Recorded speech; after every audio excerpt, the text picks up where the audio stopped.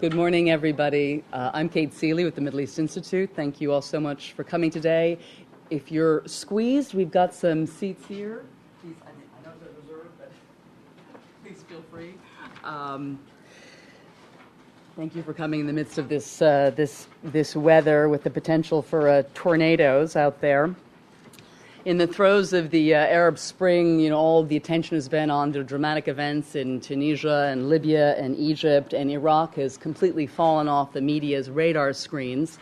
But we mustn't forget, of course, that a successful Iraq can also be a role model for other emerging democracies in the Arab world, and that Iraq's stability and security are essential to the prosperity of the rest of the region. And that's why the discussion today about Iraq and its efforts to revitalize its oil industry and join the global oil sector is so important.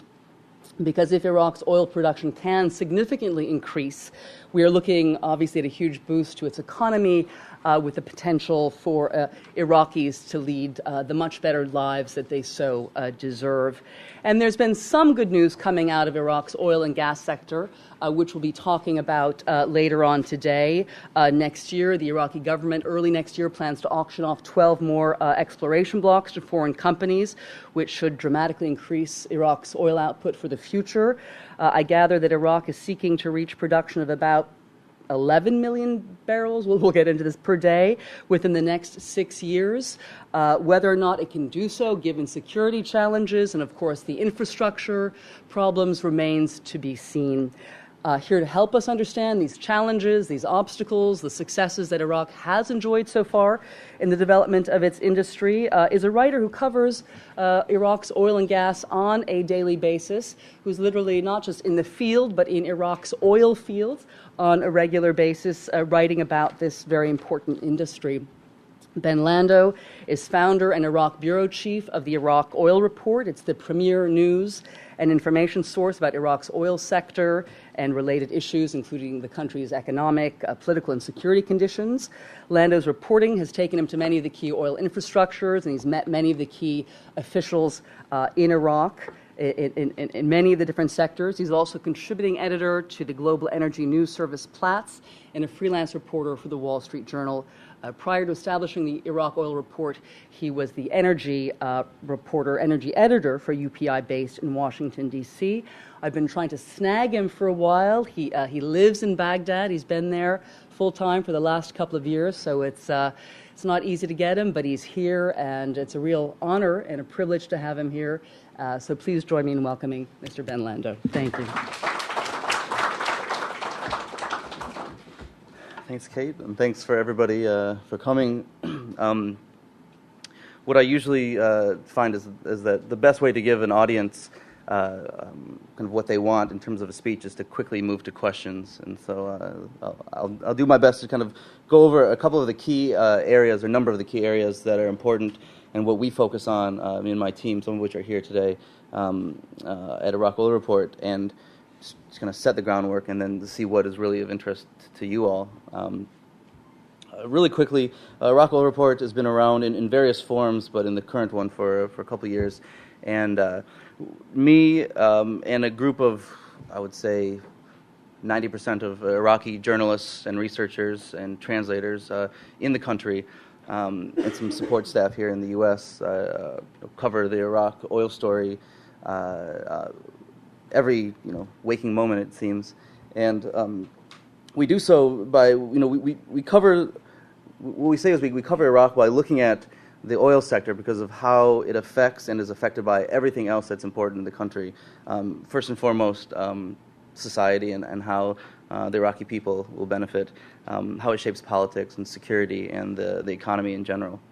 And that's kind of what we focus on, and how we kind of wrap our arms around the story to make it more of a kind of a holistic coverage of the story of what is Iraq now, how is it affected by the past, and what it looks like going forward.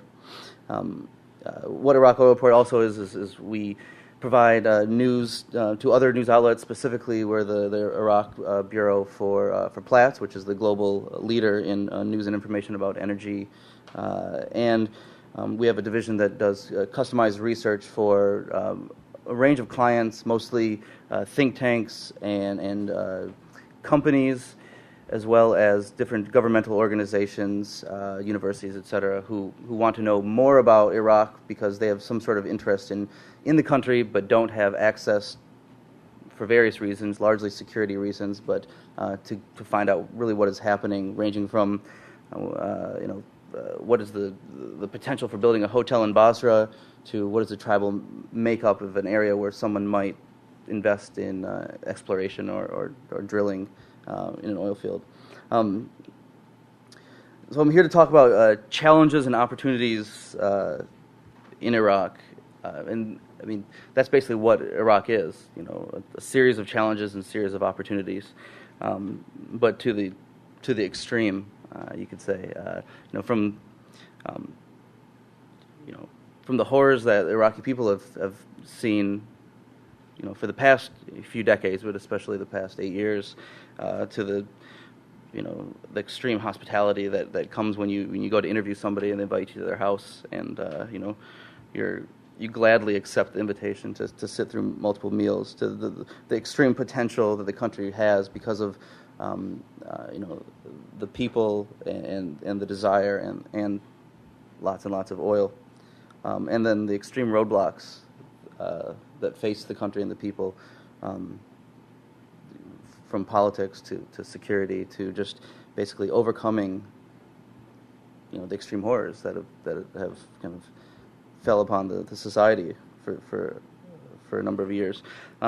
Iraq is when I've tried to explain to people when they've asked me what is Iraq right now, I say it's in a constant transition, politically, security, society, economically, but transition to where is the question that we have to wait to see what it will look like. Will it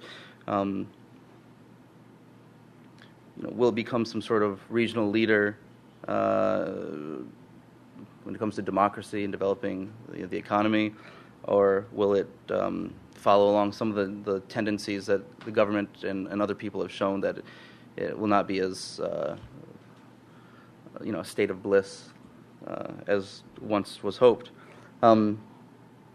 But for the opportunities in the global oil sector, which we're focusing on today, Iraq, its stated goal is, when you add up all the contracts and all the projections, to have production capacity of more than 13.5 million barrels per day within 7 years.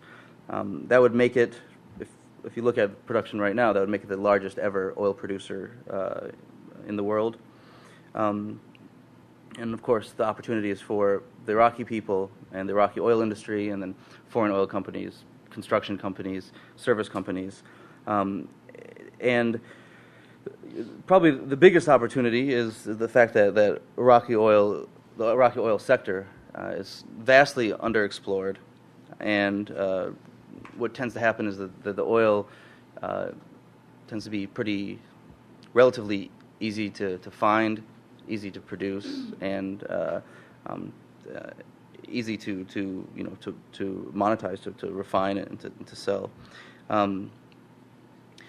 Obviously, when you move beyond what they want to do, what the Iraqi government wants to do with the oil sector, and look at natural gas, which